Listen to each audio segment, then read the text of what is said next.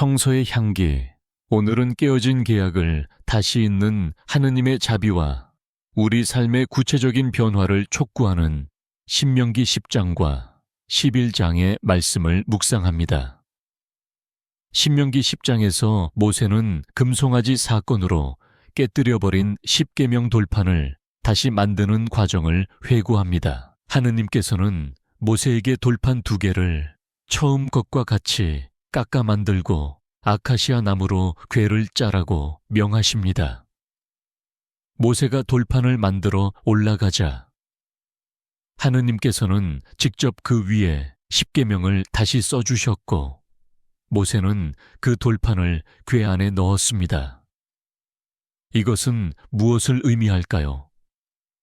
인간의 배신에도 불구하고 하느님께서는 계약을 파기하지 않으시고 당신의 말씀을 우리 삶의 중심인 성약의 궤 안에 영원히 보존하겠다는 자비의 선언입니다.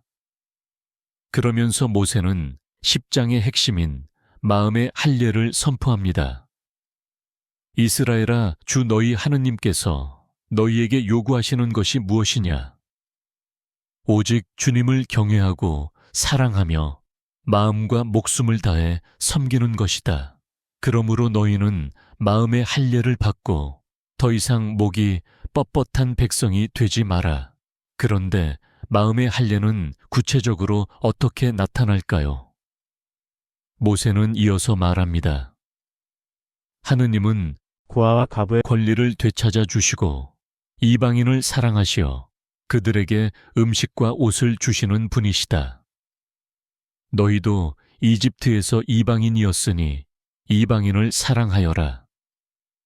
즉, 참된 신앙은 하느님 사랑뿐 아니라 소외된 이웃을 향한 사랑으로 증명되어야 한다는 것입니다. 이어지는 11장에서는 곧 들어갈 가나안 땅의 특징을 설명하며 축복과 저주의 갈림길을 제시합니다. 모세는 말합니다. 너희가 차지하러 들어가는 땅은 이집트 땅과는 다르다. 이집트는 비가 오지 않아도 발로 물을 대어 농사짓는 인간 기술의 땅이었습니다. 그러나 약속의 땅 가나안은 하늘에서 내리는 비를 흡수하는 땅이며 주 하느님의 눈이 1년 내내 살피시는 땅입니다. 이것은 하느님께서 하늘 문을 열어 비를 주지 않으시면 살 수 없는 땅, 전적으로 주님만 의지해야 하는 믿음의 땅이라는 뜻입니다. 마지막으로 모세는 이스라엘 앞에 놓인 운명을 시각적으로 보여줍니다.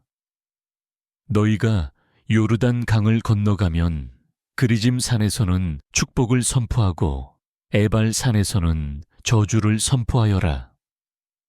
주님의 계명을 들으면 축복이 될 것이고 듣지 않고 다른 신을 따르면 저주가 될 것이다. 여러분, 신앙은 매 순간의 선택입니다. 나의 힘으로 사는 이집트의 방식과 하늘의 은총을 구하는 가나안의 방식 중 무엇을 선택하시겠습니까? 오늘 우리 마음의 굳은 껍질을 베어내고 하느님과 이웃을 사랑하는 축복의 길을 걷기를 소망합니다. 성서의 향기 다음 편은 신명기 12장과 13장으로 이어집니다. 하느님께서 지정하신 예배 장소의 중요성과 거짓 예언자들의 유혹을 물리치는 법을 묵상하겠습니다. 성서의 향기는 가톨릭 교회의 깊은 신학적 전통 안에서 여러분이 하느님을 더 가깝게 만나실 수 있도록 정성을 다해 준비했습니다. 주님의 말씀은 시대를 넘어 우리 마음에 꺼지지 않는 빛이 되어 줍니다. 말씀을 묵상하는 모든 분의 가정에 주님의 평화가 가득하시길 빕니다.